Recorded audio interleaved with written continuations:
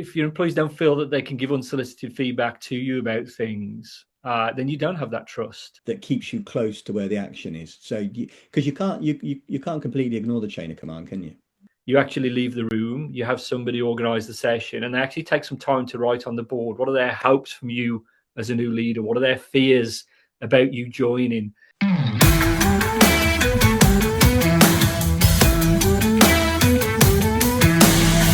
Welcome to The Rest is Lean, our leadership series. Now, normally it's John, Alan, and I just sat chirping about lean leadership, manufacturing, all things good to do with UK and global manufacturing. But we also have our leadership series. And today we're joined by an old friend of mine, Mark Hemming. Now, Mark was an engineering graduate at JLR, Jaguar Land Rover, ran his first factory as general manager at 25. When he's quite right, he looked about 12, which is when we first met. He had an 18-year career in automotive, multi-site, multi-country roles, delivering best-in-class performance and navigating organizational changes and mergers and acquisition. From there, he joined Amazon, ran half of their UK fulfillment operations, as well as being a public spokesman. So he loves chirping publicly. So this should be good. And he led 10 million square foot of operations and 15,000 employees. During his time there at Amazon, he developed one of their current fulfillment center designs and won a coveted Door Desk Award for the cost benefits, 9-figure cost benefits, which he brought to the business. As COO, moving on to Eurocell PLC in construction plastics, and he focused on transformation and another supply chain innovation award. Your mantelpiece must be stacked, Mark. For their state-of-the-art fulfillment center. In a career modeled on motivational leadership and transformation, he was most recently at HelloFresh, where he was responsible for operations in 16 countries, driving significant improvement in all metrics, with a new global operating model to deliver it. And after leaving there earlier this year, Mark has launched his own advisory business, Hemming Advisory, helping businesses with their transformation, especially scale-ups dealing with growth and complexity or navigating mergers and acquisitions. He's passionate, uncompromising, smart, and people-oriented. So, Mark, thanks for coming.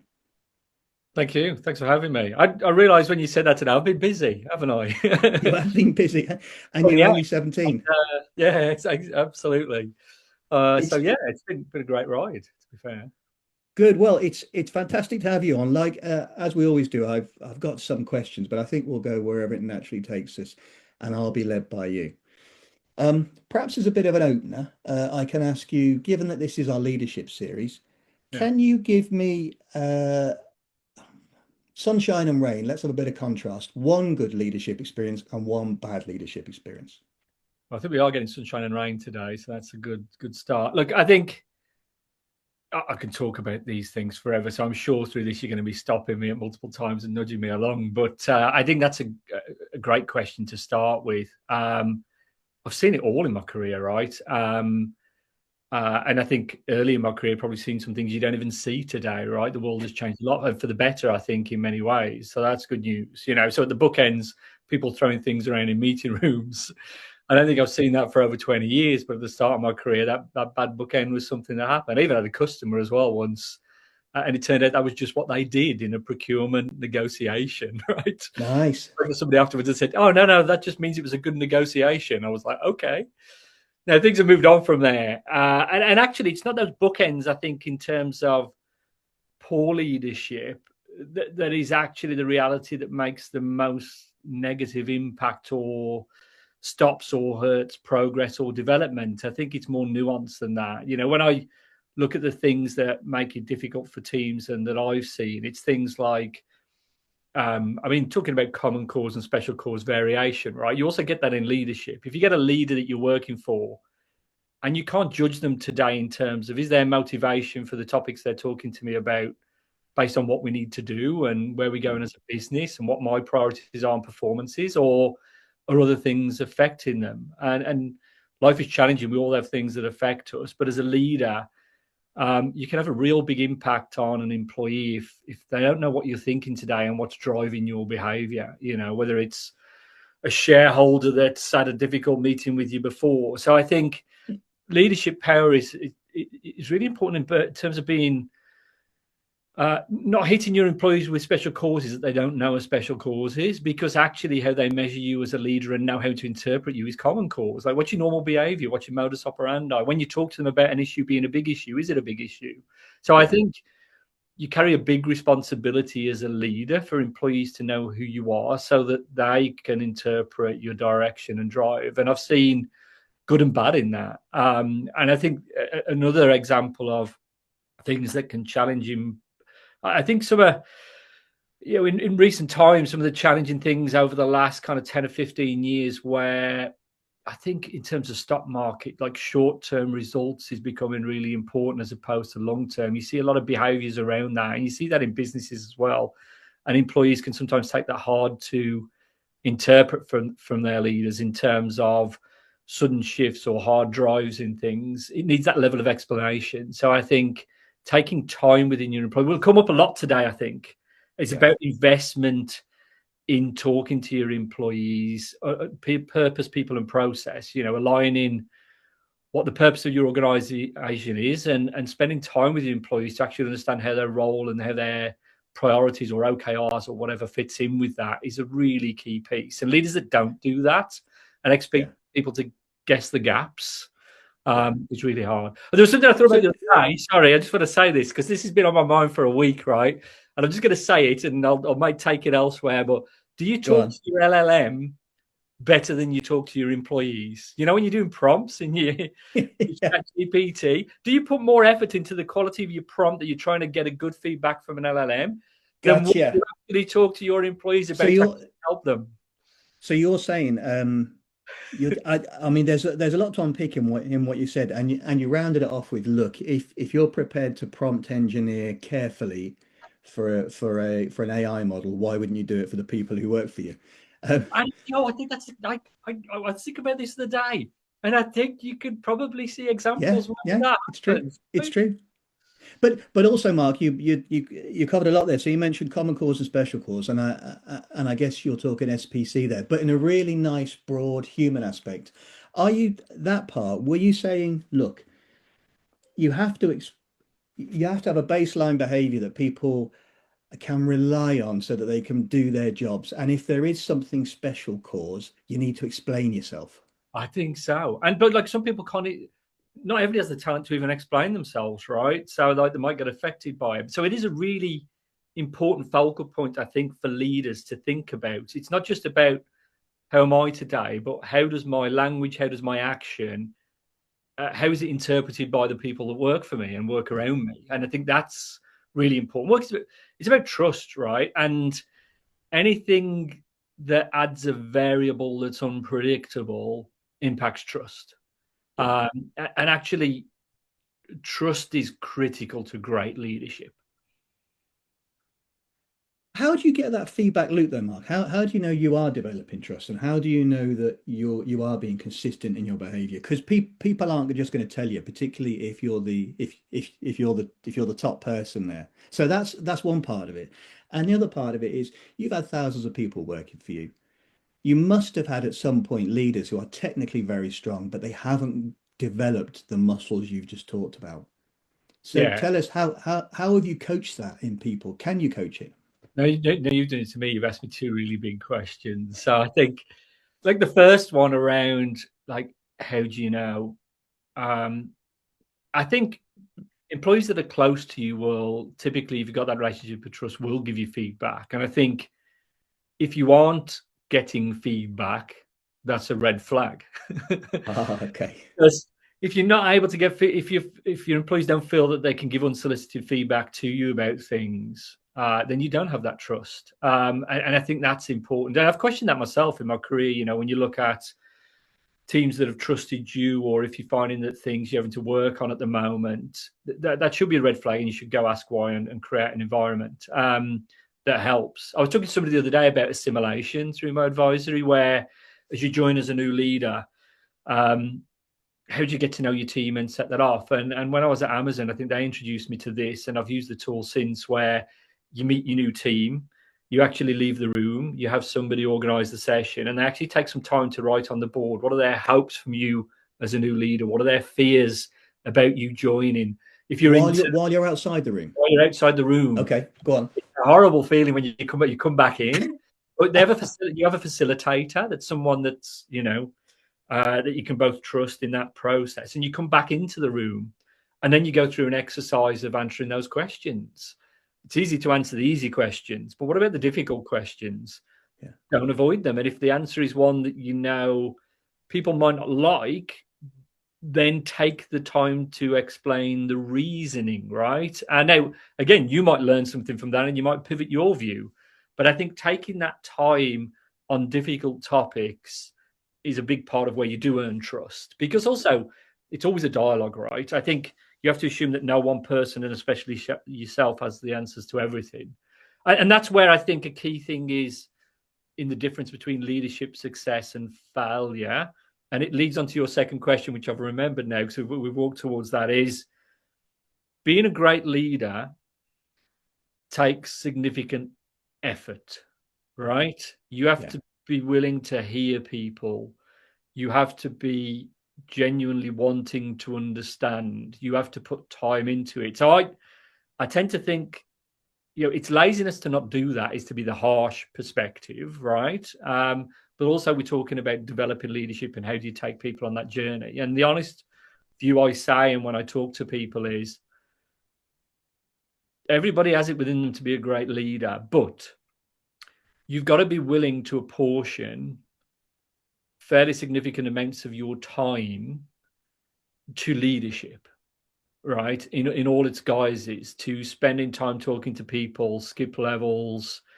The person that reaches, you can get a lot of reach outs. I could spend all of my time in, you mentioned businesses with 14,000 people. A lot of people might want to talk to Mark Hemming. So you do have to have a balance. But what people have often said to me, and I was thinking about this the other day, one of my South American employees described me as familiar. And what do they mean by familiar? It's about bigger than family. It's about that broader interconnected world. It's about this leadership system and network. And I think that's what I've typically done as a leader and why it's worked for me. I talk to people at all levels of an organization. If somebody wants to reach out and have a conversation, or I'm in the corridor or in the factory, I'll have that conversation, and I'll genuinely, because I am, be interested in it. And but you only have so much time, Mark, don't you? And you've always in the jobs you've done, you've always been busy. So how do you apportion that? How do you say no without saying no, or how do you say not yet, or how do you not respond straight away elegantly? Yeah, I think the honesty piece is the critical one, but I think also you do get a balance. I think when you create a culture, you do get a balance, and that balance works. But honestly, as a senior leader, that if you want to run big teams, you have got to invest in your teams at multiple levels if you want to be the best leader you can be. I think you have to navigate it. I mean, interesting thing, I remember in a previous employer, I won't name them, but when I joined the business, it was a very big company, and they had a view of which meetings, as the level that I was and the role I was in, that you should attend each week. You should attend all of these. And I thought, crikey, this is difficult. Struggling. I had an EA that tried to arrange my calendar, and it was a circular argument. It didn't solve. I wanted to just put it into Excel. What is it everybody's telling me I should do? And it added up to 99 hours. And I went, okay, so it doesn't work. So then I went asking. That's 99 hours before doing any work. Before doing any leadership, right? And I was like, so what do people really do? And then I started to navigate. It was an unspoken topic. People didn't want to talk about it. They didn't want to say, well, I can't say to so-and-so I don't attend that, or I delegate that one. So I went and unknotted that and actually just opened it up and opened some honest conversation when people aren't doing this because you can't do it. So let's actually get back to talking, what are we trying to achieve? I think, but to answer your question, there are times where you have to have that honest chat and say, look, I'm shooting to a meeting and I've got this, that, and that today. But look, if it is something you want to get back, that you feel that you pick up and you should get back on, then stay true to your word. That's really important. Yeah. And it might be, in some cases, it might be 2-3 weeks for a certain topic. And you ask that question, is it something that's urgent and why? Now, if it's something urgent and the manager should be fixing, then you give them a tool to help them have that conversation with the manager, because that's you're actually solving a problem there, right? That's Yeah. important. So you have to take that initial insight. If I'm, it's I'm glad I'm glad you mentioned that because there is a chain of command piece here, but still having the informal skip level stuff that keeps you close to where the action is. So because you can't completely ignore the chain of command, can you? well, this is a good topic as well. I like this one. So HelloFresh have a one of their DNA principles is egoless environment, and that was one of my favorites at HelloFresh, but because it sat with me very well, and I think that is relevant to kind of the hierarchy in an organization. Look, I'm working, as you know, like with a lot of kind of scale ups, anything between 30 million to 200 million growing businesses are spending time with me at the moment. And those businesses that are moving fast, whether it's rapid organic growth, whether it's acquisition, you don't want to rely entirely on the hierarchy. And we'll no doubt this will drift into AI conversations as well. Um, because you actually just want the people that can do the work and have the knowledge to have the conversation, um, to move the business fast. Yeah. And that's really important. And that's why I like the egoless environment as a kind of principle or DNA, because it says, I'm not going to have my back put out as a manager if the person 2 levels above me talks to the person 1 level below me. It's useful if I know what went on. So day to day running the business, the right people should talk to the right people and make stuff happen. Mm, mm, Where it's we've got to drive a strategy and people at different levels of the business need to understand where their skin is in the game, how it links to performance metrics, OKRs. We need some kind of operating model or structure. Then that's mm. different, right? And I think that's really important. But in the world of AI, we are going to see layers disappear from some businesses because of the simple context of roles will change. People will do different things. Like there'll be roles that exist now and in the future where your job is to lead, and actually some of your team is agentic AI, where you're building tools that do the work for you on the fly. Like I was building it Friday afternoon, and you'll hear more about this soon. I decided I was actually doing the school pickup Friday at 3:30, and at 10 to 3, I decided there was an app 2 years ago that I decided was needed. And I remember you mentioned it previously. I started building it. And it'll be, I'm going on vacation next week, so I don't want to launch it and watch craziness happen while I'm on holiday. But when I'm back, I'll launch it the day after I get back. And I've built it very quickly. It's effective. It's going to Mm, fill a gap that industry needs right now.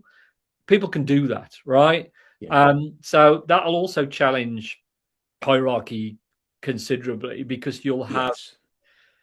people who are managers will also become individual contributors simultaneously in the future. Yeah. Yeah. Yeah. Well, Oh, now. quite right. Future is now. That's the truth. Well, Like that's what I'm so doing now. so let's take a brief diversion into AI then. Question for you. Uh, and the euphemistic word displacement. That that people will be displaced, unfortunately, and that's okay if you're not displaced. On the one end of the AI spectrum, there are people who say it's okay with every industrial revolution, new jobs crop up that we can't even imagine now. It'll all be okay. And on the other end, there's look, we're looking at major social unrest here, and within 10 years, we'll all be burning furniture and eating dogs to survive. Now, where do you, where do you sit on that continuum? It's interesting. Even when we started to get into big data and um, data drivenness in terms of tools and things, even in the last decade, I've been in businesses where I've looked deep at the SNOP and looked at our demand accuracy and gone, it's always off, right? And then you say, right, let's dive deep into the first principles. And you, in a big business, you get through a number of people to try and find who understands how this actual model works that's driving our demand, right? Which bits are human interface, which bits are formula and equations that is taking certain inputs, and what's it doing with it. And I've been in businesses where it took me a very long time to actually find out who actually understood the model, because it was built Yeah, by somebody who disappeared. And then in Excel years ago. yeah, and now it's 3 generations on. It's in Excel or whatever, right?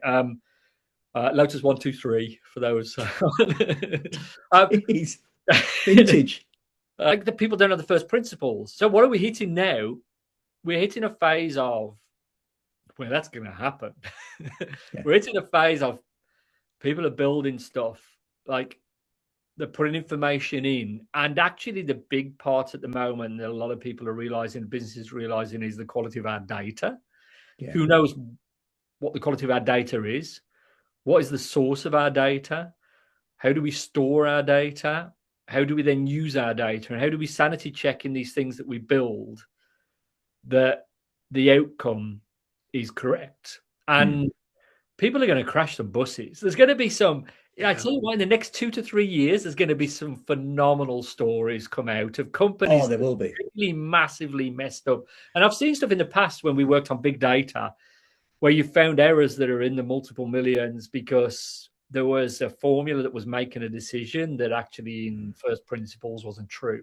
Yeah. And we're going to hit that at a faster pace. And Yeah. if you're lazy in what you build and the balance and checks that you put in and how you independently validate outcomes and on what frequency you validate outcomes if things change, ah, it's going to be fun to watch the carnage, right? So, and Well, it's that's going to create new work as well, right? So, it will, yeah.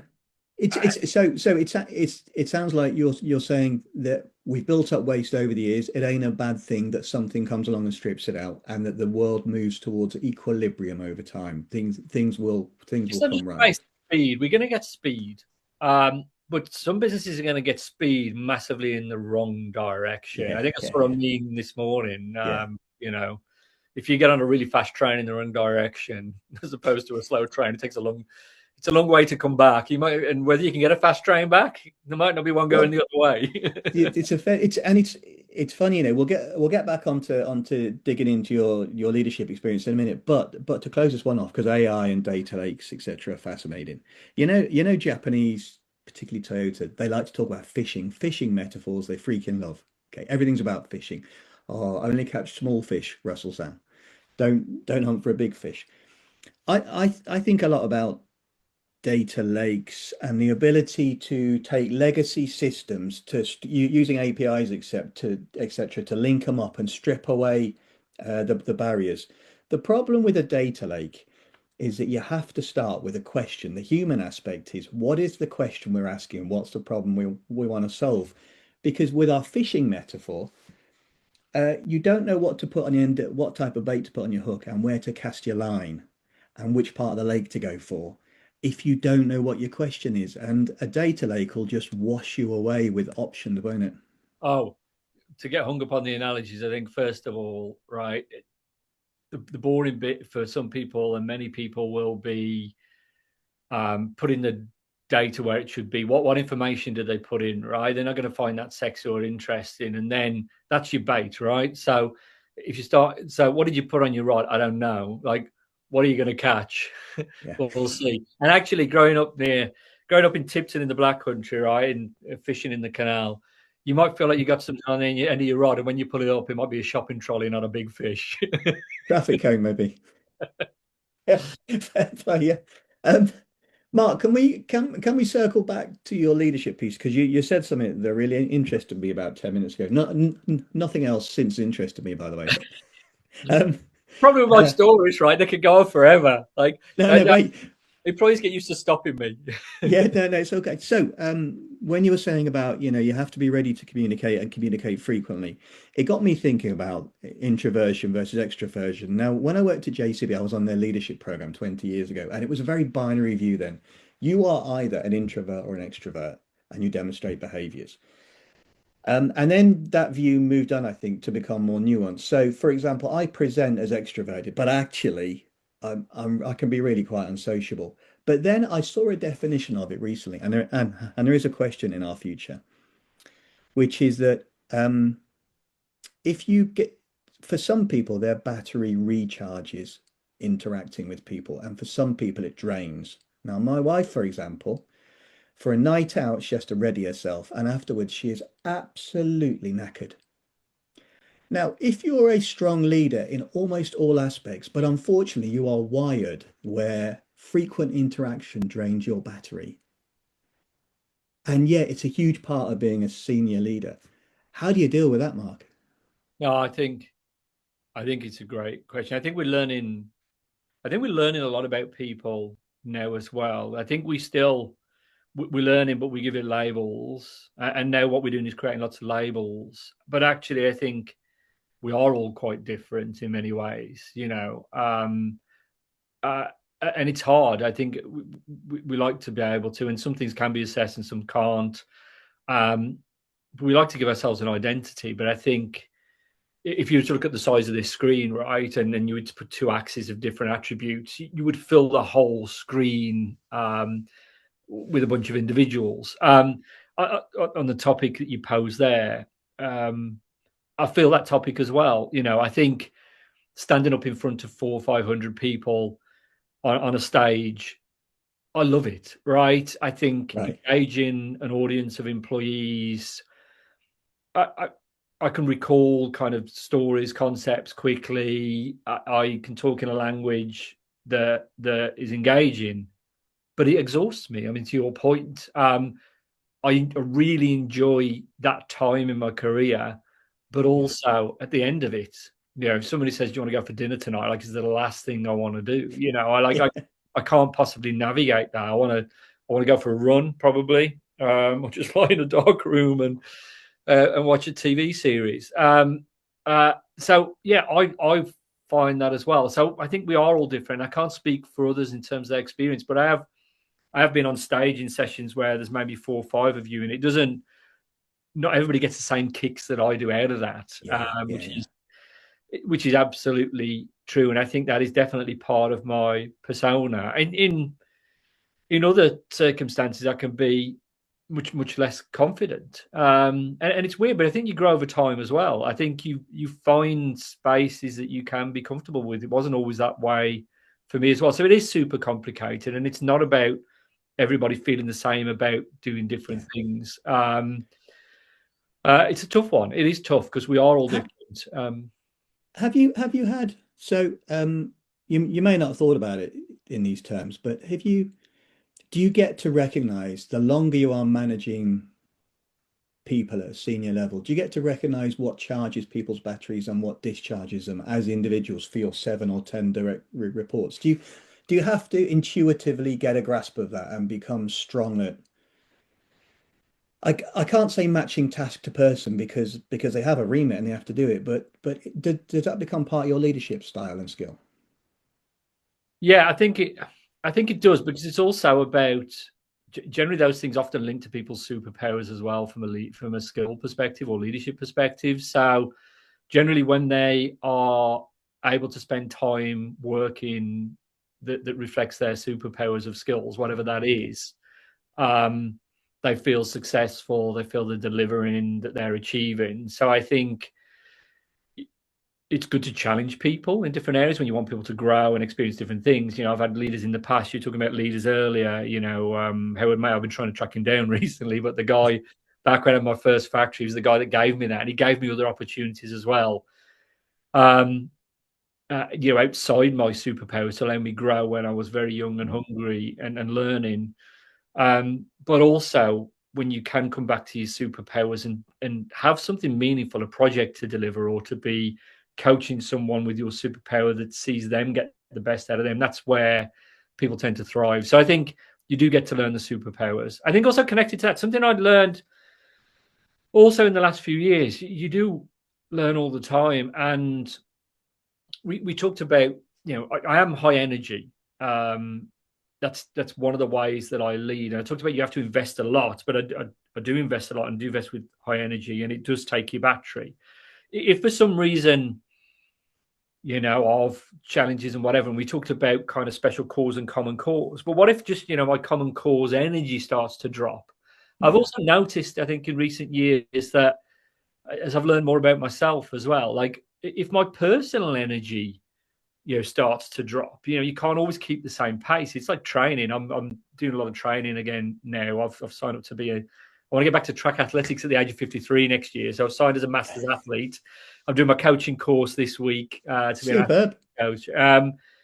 But if you train too hard, my Garmin watch soon tells me that I'm overreaching, and you can overreach as a leader. If you put a lot of energy, so you join a new business, or you're doing a turnaround, or you're working on something, eventually that starts to hurt, and your team know. So, like managing yourself, managing your own time, making sure you take breaks when you. I've learned that now. Like when I was in my early 20s, I would do six. I would see the night shift morning and night. You just went balls out all the while. But I imagine part of that is becoming much better at managing upwards and saying no without saying no. Yeah, I think so. It is a confidence thing that comes. You have to know when to. I think that's absolutely true. And also, now, this is why though. This is where the focus is. Is what we should be doing. We got too many priorities. This will be the impact. Again, it's those conversations. Yeah. So, Mark, that's the end of the first half of our chat. We've covered a lot of stuff, and when we come back next time, we're going to get a little bit deeper into some of your leadership insights. Thank you very much for that. Brilliant. Thank you. The hardest thing will be not making it 10 episodes. Indeed, yeah. See you soon.